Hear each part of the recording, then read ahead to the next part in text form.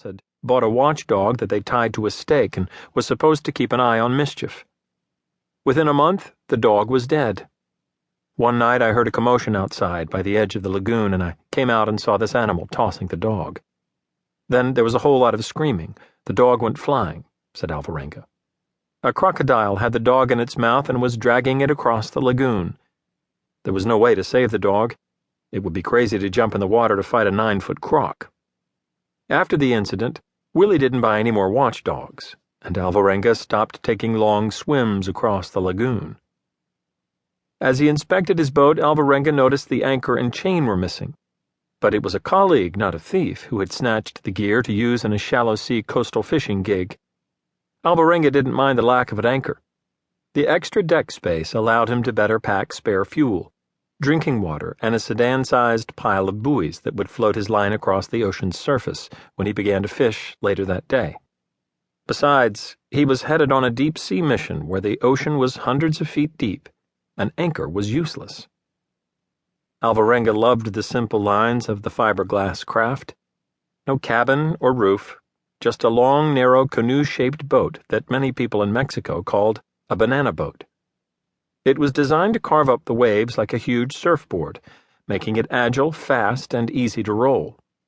Atop the deck, a fiberglass crate the size of a refrigerator lay mouth skyward, the lid in the sand. Though empty, the box reeked of rotten fish. This crate was the measure of Alvarenga's finances. If he could fill the icebox with fresh fish, 1,500 pounds, he had enough money to survive for a full week. But Alvarenga was never a man interested in just surviving. He enjoyed life to its fullest, inviting friends to seafood buffets, drinking Corona beer until sunrise, dating 3 women at a time and picking up the tab for his colleagues after all-night parties in local restaurants. If the fish weren't biting or the storm was too wild, he went hiking and hunting. With either a borrowed rifle or his trusty slingshot, Alvarenga disappeared for days as he stalked animals in the wooded mountains just inland from the mangrove jungles that guarded the coast. In the mountains, hunting and camping with a friend or two, Alvarenga found his cherished respite and distance from society as well as an abundant supply of meat. Raccoon, opossum, coati, iguana, and migrating birds were all fair game in his battle to satiate a raging capacity to ingest food. Alvarenga owned no refrigerator or pantry. It was literally slingshot to mouth as he shot his prey, then ate it. Alvarenga had few living expenses.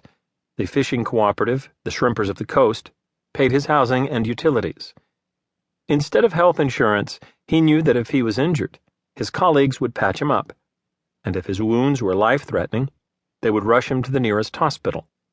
Local doctors were experienced in the art of reattaching a severed finger or patching chunks of flesh ripped away by fishhooks. Accidents at sea were common, but as long as the crew was able to stay near the boat, they could usually survive. However, if the boat sank, it was often the sharks that ended the story. Alvarenga's boat, at 25 feet, was as long as 2 pickup trucks and as wide as one. With no raised structure, no glass, and no running lights, it was virtually invisible at sea. With a draft of less than 2 feet and the engine mounted on the back, when the motor was full out, the bow and the front third of the boat tilted out of the water and could shoot through the waves or maneuver the tight waterways of the mangrove forest. Police often stopped these boats on the open ocean under suspicion that they were running north with drugs or immigrants, traditions as old and storied as fishing along this outlaw coast. The police would tell the crew to lift up their shirts, then feel up the fishermen's bellies, checking that the men had not swallowed plastic-wrapped balls of cocaine. Usually, the fishermen submitted to the surprise police or Navy inspections, even slicing open their fresh fish to prove that they were not stuffed with cocaine.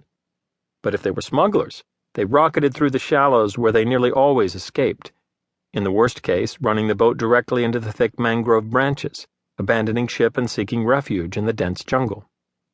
Cargo, be it cocaine, pot, or immigrants, was left behind. In the mangrove forest, lethal and aggressive fer-de-lance and jumping viper snakes awaited. These snakes are well camouflaged, their skin mimicking the speckled brown of splotchy leaves on the forest floor. The vipers are aggressive and quick to strike if a predator approaches. Bites can be fatal, yet it is a risk the contrabandistas willingly assumed, knowing that the police rarely followed anyone into the mangroves. The authorities